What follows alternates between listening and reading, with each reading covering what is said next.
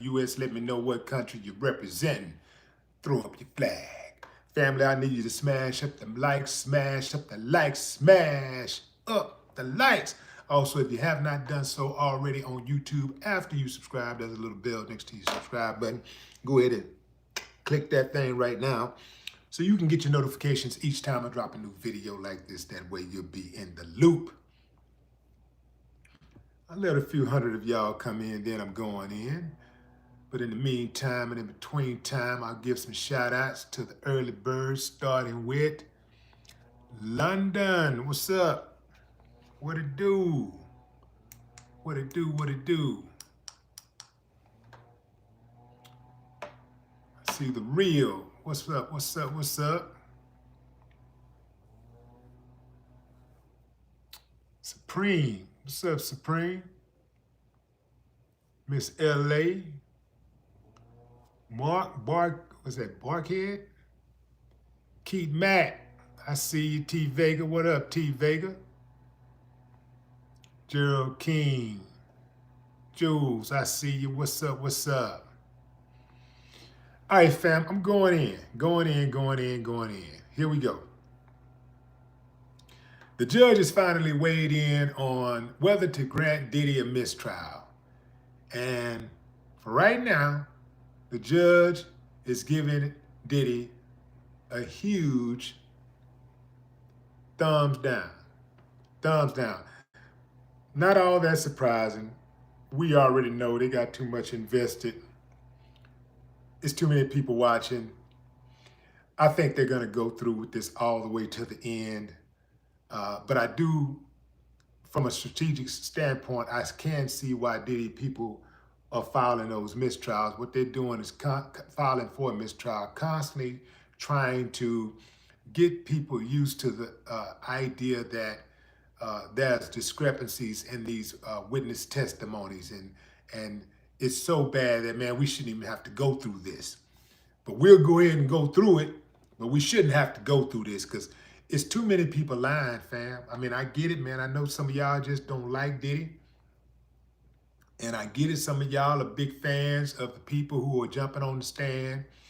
But I'm going to tell you something, fam. A lie is a lie. Y'all know in real life, if somebody lie to you, you are going to question their credibility. So that's what's going on. The judge said, hell no. Remember that this whole issue came up last week when Brianna Bongolan, Cassie's friend, testified that Diddy tried to dangled her off a balcony 17 stories high. Cassie testified in court that she saw this happening, right? But Diddy's legal team, got a hold of the text messages showing that what Cassie said, she didn't have any knowledge of seeing it herself. It's something she heard, she didn't see. That is a lie. And check this out, fam. The prosecution showed, presented in court, a photograph of this woman, Brianna's injuries that was supposedly taken on or around September 26, 2016. It was supposed to be taken on September 26, 2016. However, Diddy was not in Los Angeles at that time. So the prosecution said, well, it wasn't the 26th, it was like the 29th or the 30th.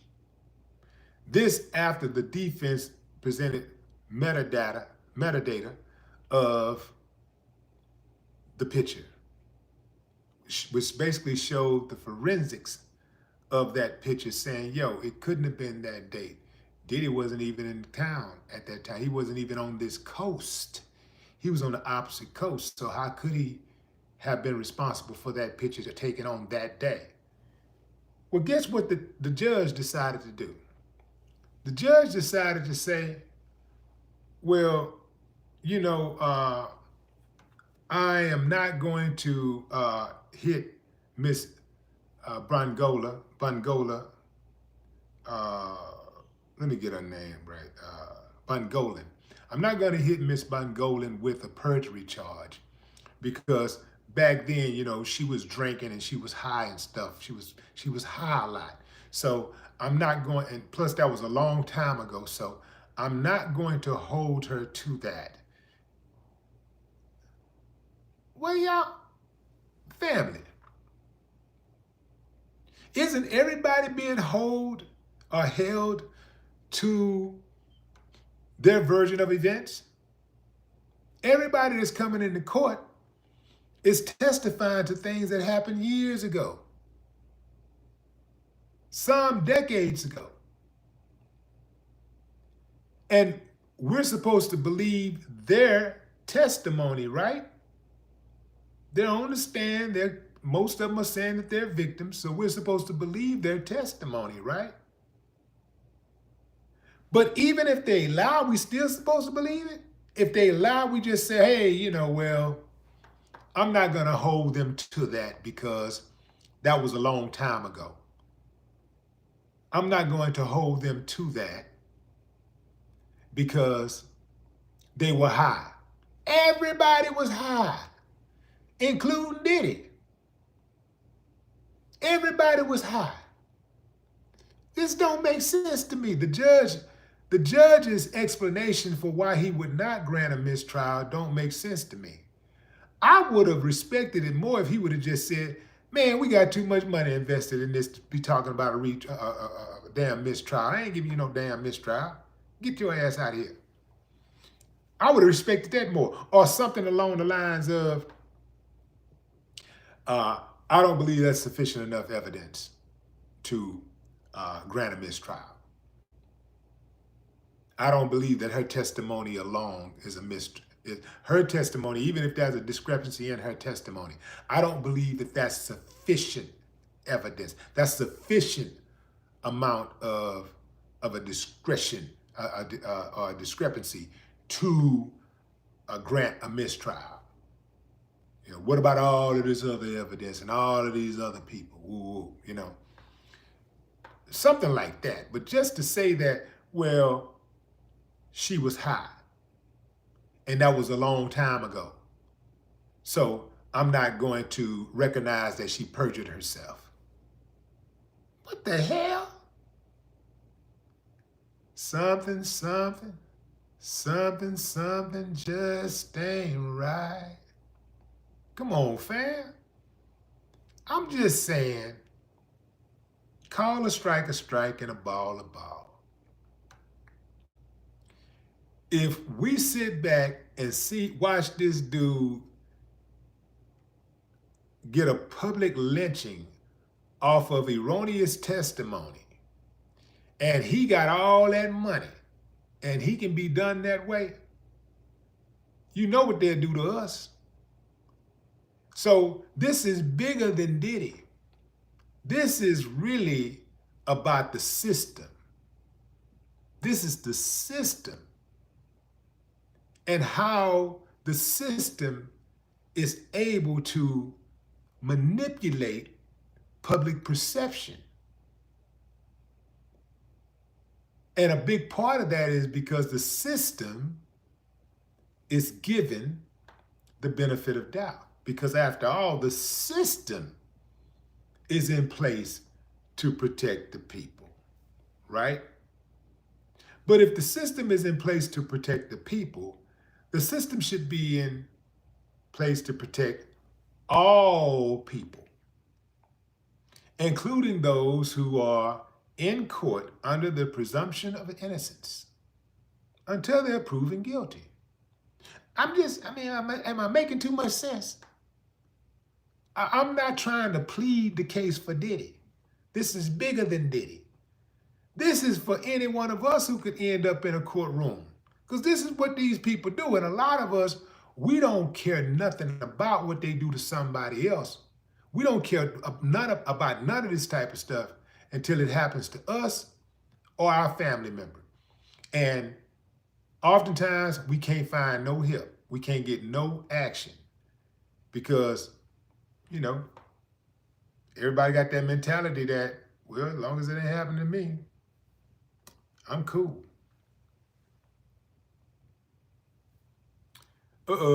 Got me a. I'm gonna come back and block you. Hey, somebody who's in the who's doing the moderation? Block Kevin Johnson. Kevin Johnson said, "Let me find out Diddy paid you." I don't play games like that, man. You know, play with your mama. I don't play them type of games. Sold not for sale over here. What's up, China Carter? Block Kevin Johnson. Yeah, I don't play those type of games, man. And don't give me nothing about, oh, you don't want to, when people disagree with you, you block them. No, I just don't have time for foolishness. See? And I don't have time for trolls, you know, because trolls are hoes. Their whole game plan is to come in and be disruptive. They don't care nothing about the topic. They don't care nothing. They just go in and take whatever position you take, the opposite of whatever position you take. They just go in to cause confusion. That's all they do. Confusion and disruption. So I'd rather have people on the channel who's coming and who's bringing something, you know, that's intellectually stimulating to the conversation. You know, like, we ain't got to agree. Y'all know me. Y'all, the people out there. I mean, China is a moderator, and there've been time that we've just disagreed. That ain't no big deal to me. You know, we're supposed to disagree on. We're not a monolith. We're not all the same. We're supposed to disagree. We're supposed to have disagreements, right? The goal here is to be respectful and agree to disagree. Respect the other person's opinion, and as long as that person ain't coming with some disrespect. So we good. I ain't got no problem. In fact, you know, show me another way. If I'm wrong, show me. I'm open-minded like that. I don't mind listening to other people's opinions, because maybe they can get me on track. Maybe they can get me, you know, they can sharpen me up. Put me on game. I like being on game. I just had Angela Staton King on my show on the Willie D Live Conversations channel. If you're not subscribed, go over and subscribe right now. Take a moment to just hit that button and, you know, go to Willie D Live Conversations. In fact, there's a link in the description. I think.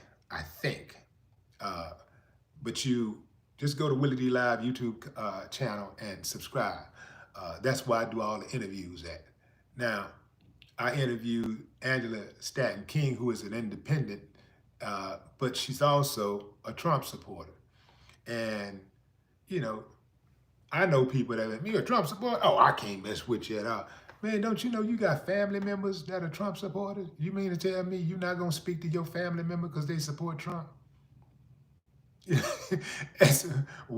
you draw the line in the sand that they, you know what I mean? Like, it's not that, see, because here's the thing. Our family members and our friends do a lot of things we don't agree with. We don't disown them. Some of our family friends don't even believe in God. We don't disown them. Some of them don't go to church. We don't disown them. Some of them are abusers. We don't disown them. Right? So, you know, I can be friends with people who have different perspectives than I have. I can be cool with somebody who have a different point of view. I can sit down and have a conversation with somebody who has experienced a completely different background than mine. I can have those type of conversations as long as they're rooted in respect. I can have those conversations as long as they're rooted in understanding. But if I'm not going to have that conversation, if I know we just here for entertainment, we just here to go back and forth, and attack each other, I'm not with all of that. I'm not with that. I try to get an understanding. And sometimes it works out, sometimes it don't. But my goal is to sit down, have a decent, civil conversation. Do y'all know that there have been world leaders who are in charge of entire militaries. I'm talking about people who got the power to send in killers, hitmen into another country and take out leaders. Some of these guys got the power to hit a button and set off a nuclear bomb. They got that kind of power. And do you know that they sit down with their enemies?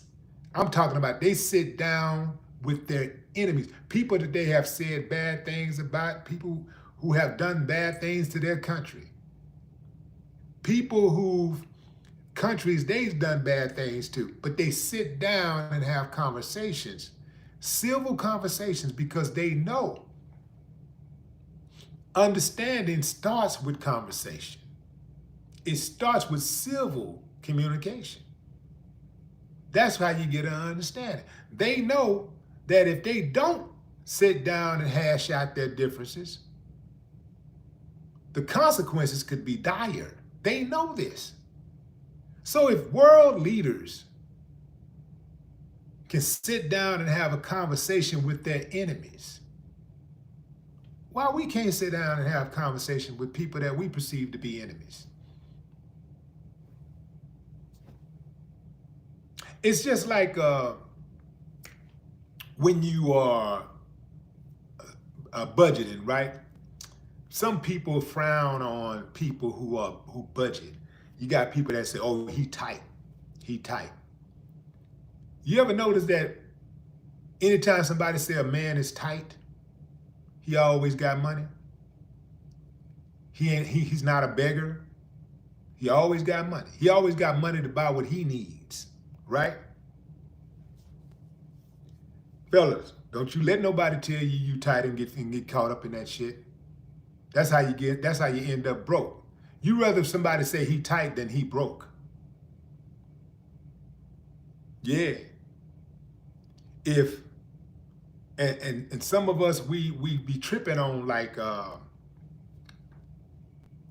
budgeting. I used to trip on that. Coming from the hood, and just where you just spend and you don't even balance your checkbook. You just spend and you got it, you spend it, you got it, you spend it. And I made so many mistakes with my bread, trying to help people and starting different companies that fail. I always trying to do something. I'm always building, trying new stuff, and failing to budget. So got me out of pocket a whole lot of times. Family, when I started, I'm gonna tell you what made me catch my snap. When I started realizing that even Fortune 500 companies have budgets. That's when I caught my snap. When I realized that the country that we live in have a budget. Now they can't balance it worth a damn, but they got a budget. And they cut back. Sometimes we have good years, sometimes you got bad years. But when the bad years come, you can't continue to spend like it's a good year. You have to fall back and brace for the worst so that you can weather the storm. So I had to learn that. And boy, when I learned that piece right there, when I started like looking at myself, not just as a human being, but as a company, a business, choom, took off. Businesses have goals. They have quarterly projections, right? And each quarter they try to make a little bit more than they did the previous quarter. I implemented that strategy. And so each quarter, every year, doing better financially. If I'm not, there's a problem, got to reassess, change some things around. Woo. There's nothing wrong with having a plan. Because if you plan to fail, you fail. What they say, if you fail to plan, you plan to fail. You did. But this judge made no sense to me. He made absolutely no sense with his explanation on why he denied the mistrial. I'm not saying he should have granted a mistrial. I'm just saying his reasoning for not granting mistrial was unreasonable to me. The judge, check out, it says Tuesday morning, Judge Subramanian pointed out that Brianna Bungolan had admitted to having taken lots of drugs, particularly during the time period in question. He said, "This happened years ago, and thank God she's sober," declining to view her testimony as perjury. He declined to view her testimony as perjury. Not that her testimony wasn't perjury. Her testimony was indeed perjury. But the judge declined to view it as such. These judges have too much latitude. They have way too much latitude. Judges have way too much latitude. A judge shouldn't be able to get away with something like that when you clearly got a person who perjures herself, but the judge decides, well, I'm not going to view it as such. That's like somebody going into the store and stealing a steak. Just grabbing a big old steak, a turkey. They say a turkey bigger than a steak. Big old turkey. One of them big old injected turkeys. And walking out the store with a turkey. Don't even put it in the bag, just put it right there under the arm. Just walking with the bag, with the turkey. And the security guy say, well, I'm not going to view that as theft. Well, what the hell are you viewing it as? Or what if the person who took it say, I'm not going to view it as theft? But let's compare apples to apples. The security guy or the owner says, I'm not going to view it as theft. Another person do the exact same thing, but now they're going to view it as theft. That's too much latitude. Way too much latitude, way too much power. But that's my time, fam. I appreciate y'all joining the live. Right now, at this moment, Diddy's latest request for a mistrial has been denied. The judge gave it a big boom, thumbs down. Yeah. All right, fam, I appreciate y'all joining the live. Until next time, enjoy the rest of your morning, afternoon, or evening, wherever you are in the world. No more talk.